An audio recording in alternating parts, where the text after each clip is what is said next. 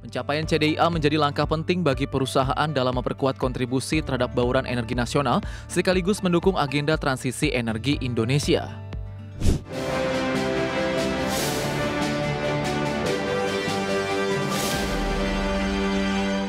Keinformasi emiten pilihan pemirsa di mana PT Chandra Daya Investasi Tbk atau CDIA melalui anak usaha PT Krakatau Chandra Energi memastikan akan menambah kapasitas pembangkit listrik tenaga surya atau PLTS sebesar 4,7 MW peak.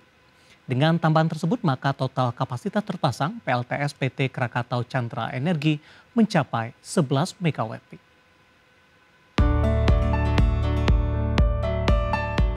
Dikutip dari keterangan tertulis perseroan, Presiden Direktur PT Chandra Daya Investasi Tbk atau CDIA, Franciscus Ruli Aryawan mengatakan, pencapaian CDIA menjadi langkah penting bagi perusahaan dalam memperkuat kontribusi terhadap bauran energi nasional sekaligus mendukung agenda transisi energi Indonesia. Di sisi lain, capaian ini menunjukkan komitmen perseroan dalam menghadirkan energi bersih untuk memperkuat daya saing industri nasional. Didukung pengalaman di sektor kelistrikan serta penerapan teknologi panel surya berstandar internasional, CDIA melalui KCE memastikan setiap proyek dirancang dengan standar terbaik untuk efisiensi dan keberlanjutan. CDI Group akan terus memperluas kapasitas PLTS secara bertahap sebagai bagian dari strategi jangka panjang perusahaan dalam mendukung transisi menuju energi terbarukan. Di sisi lain, CDIA juga berkomitmen untuk memperluas kapasitas PLTS sebagai bagian dari strategi jangka panjang perusahaan dalam mendukung pembangunan berkelanjutan. Diketahui, proyek PLTS 4,7 MW peak dengan tipe ground mounted tersebut ditargetkan mulai beroperasi di November 2025 dan berada di Cilegon, Banten. Pembangkit listrik tenaga surya atau PLTS ini memanfaatkan jalur transmisi distribusi CE dengan mengoptimalkan ruang atas tanah yang sebelumnya belum difungsikan, sehingga menghasilkan nilai tambah dari pemanfaatan lahan yang ada. Sementara itu dengan total kapasitas 11 MW peak, portofolio energi hijau perseroan diproyeksikan mampu mengurangi emisi karbon hingga 9.855 ton CO2 EQ per tahun atau setara dengan manfaat penyerapan karbon dari penanaman lebih dari 469.000 pohon setiap tahunnya. Berbagai sumber IDX Channel.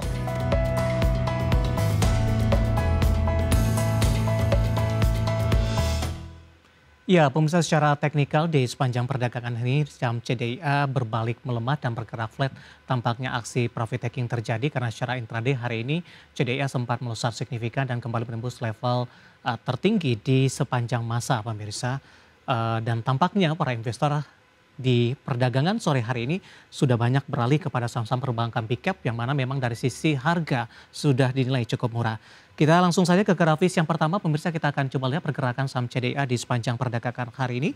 Dibuka di sesi pertama pada pagi tadi di level 2160, 930 di 2230, 946 mengalami penguatan signifikan ke 2290. Ya, dapat Anda abaikan grafis di layar televisi Anda, bukan arah tapi lebih ke new all time high, pemirsa. Pada pukul 11 tekanan maksud kami penguatan dari saham CDIA sudah terbatas di 2250, 1120 di 2230, 2230 pembukaan sesi kedua dan pembukaan sesi kedua di 2220. Saat ini saham CDIA terdampak dari profit taking, pemirsa, flat di 2120 dan sempat tertekan tadi di 2040 sebelum berbalik ke zona hijau dan saat ini bergerak flat. Kita beralih ke grafis selanjutnya. Kita akan coba lihat pergerakan saham CDIA dalam 6 bulan terakhir. Ya, di 9 Juli masih dihargai di 190, ini merupakan harga IPO. Kemudian Juli melesat ke 320, Agustus di 1630. Kemudian September dan Oktober ini di 1430 dan melesat ke 1680 dan di 2230 dan 2290 ya, itu new all time high bukan arah. Sementara pembukaan sesi kedua mulai tertekan di 2220 di mana secara teknikal dalam 3 bulan terakhir CDIA sudah menguat di 1015,79%. Kita akan coba lihat dari sisi valuasi, pemirsa, dengan beberapa indikator yang ada. Ke grafis selanjutnya kita akan coba lihat dari posisi price earning ratio-nya di 126,02 kali, PSR-nya di 128,37 kali, PBV-nya di 19,54 kali dan PCFR di 457,86 kali, di mana dari sisi valuasi sudah cukup mahal.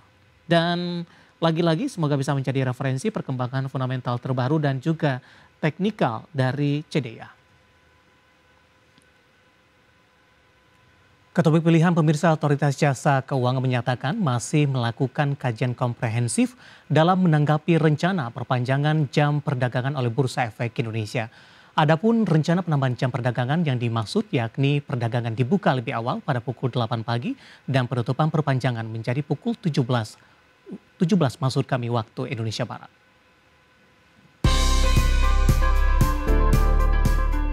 Otoritas Jasa Keuangan buka suara perihal rencana Bursa Efek Indonesia memperpanjang jam perdagangan bursa.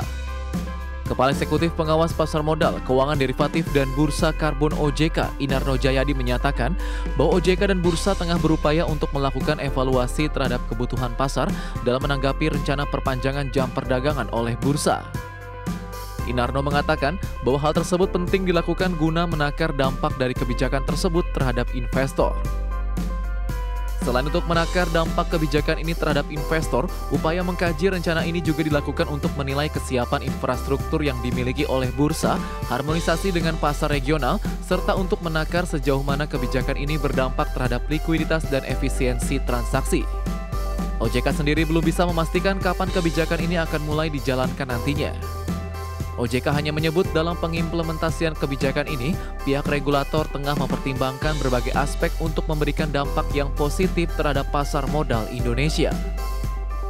Sementara itu, Direktur Perdagangan dan Pengaturan Anggota Bursa Efek Indonesia, Irfan Susandi mengungkapkan bahwa Bursa Efek Indonesia masih melakukan kajian mengenai penambahan jam perdagangan. Direktur Pengembangan Bursa Efek Indonesia, Jeffrey Hendrik menegaskan bahwa opsi penambahan jam perdagangan ditujukan guna pendalaman pasar hingga mendongkrak likuiditas perdagangan. Sebagai catatan, Bursa Efek Indonesia tengah merancang penambahan jam perdagangan saham di bursa. Adapun pertimbangan Bursa Efek Indonesia untuk memperpanjang jam perdagangan merupakan upaya untuk menarik minat investor asing.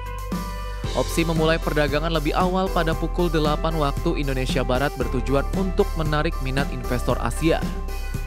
Sedangkan opsi memperpanjang waktu penutupan menjadi pukul 17 waktu Indonesia Barat ditujukan untuk menjangkau lebih banyak investor dari Eropa. Berbagai sumber IDX Channel. Dan selanjutnya mari kita coba simak beberapa sentimen yang berkembang di sepanjang perdagangan hari ini yang berhasil dihimpun oleh tim redaksi kami dan diproyeksikan akan mempengaruhi pergerakan indeks harga saham gabungan, baik dari domestik maupun internasional. Dan informasinya apa saja? Mari kita simak rangkumannya berikut ini. Pejabat The Fed menunjukkan kesiapan untuk menurunkan suku bunga acuan lebih lanjut di tahun ini. Namun sebagian besar tetap berhati-hati karena kekhawatiran terhadap inflasi yang masih tinggi. Dalam risalah pertemuan FOMC di 16 hingga 17 September, disebutkan sebagian besar peserta menilai langkah pelonggaran kebijakan tambahan kemungkinan akan sesuai untuk sisa tahun ini. Namun catatan tersebut juga menegaskan mayoritas peserta menyoroti risiko kenaikan inflasi yang masih mengancam prospek ekonomi. Proyeksi baru pejabat The Fed memperkirakan 2 kali lagi pemangkasan suku bunga masing-masing 0,25 poin hingga akhir tahun. Namun risalah juga mengungkap adanya perbedaan pandangan tajam di antara anggota komite, dengan 7 dari 19 peserta memproyeksikan tidak ada pemangkasan tambahan di 2025. Dari Asia, upaya real pekerja Jepang turun selama 8 bulan beruntun di Agustus, dengan penurunan 2 digit dalam kompensasi sekali bayar di atas inflasi. Data Kementerian Tenaga Kerja Jepang menunjukkan upah real pekerja Jepang yang disesuaikan dengan inflasi yang merupakan barometer utama daya beli rumah tangga Jepang turun 1,4% year on year di Agustus. Catatan ini merupakan penurunan upah real tercepat dalam 3 bulan dan menyusul penurunan 0,2% di Juli. Inflasi konsumen telah berada pada atau di atas target 2% Bank Jepang selama lebih dari 3 tahun. Namun dalam beberapa bulan terakhir telah melambat yang mempersulit rencana kenaikan suku bunga Bank Sentral Jepang. Dari dalam negeri, Bank Indonesia melaporkan penjualan retail yang dicerminkan dengan indeks penjualan real di Agustus di 222,9, naik 0,6% dibandingkan bulan sebelumnya, seiring momentum peringatan Hari Kemerdekaan. Sementara secara tahunan IPR naik 3,5% di Agustus. Pertumbuhan tersebut terutama didukung peningkatan penjualan subkelompok sandang. Untuk September, Bank Indonesia memperkirakan IPR berada di 222,9, turun 0,3% secara bulanan karena koreksi di subkelompok sandang. Secara tahunan IPR September diperkirakan tumbuh 5,8% year on year. Peningkatan tersebut terutama bersumber dari pertumbuhan penjualan kelompok makanan, minuman, dan tembakau. Sementara itu, Gabungan Industri Kendaraan Bermotor Indonesia atau GAIKINDO merilis penjualan mobil secara wholesale di September 2025 di 62.071 unit, turun 15,1% year on year dibandingkan September 2024 di 73.108 unit. Sementara itu, penjualan mobil secara retail turun 12,2% year on year di 63.723 unit dari periode yang sama di tahun lalu di 72.601 unit. Secara bulanan, penjualan mobil wholesale naik tipis 0,5% dibandingkan Agustus 2025 di 61.777 unit. Namun penjualan retail merosot 4,2% dibandingkan Agustus di 66.518 unit.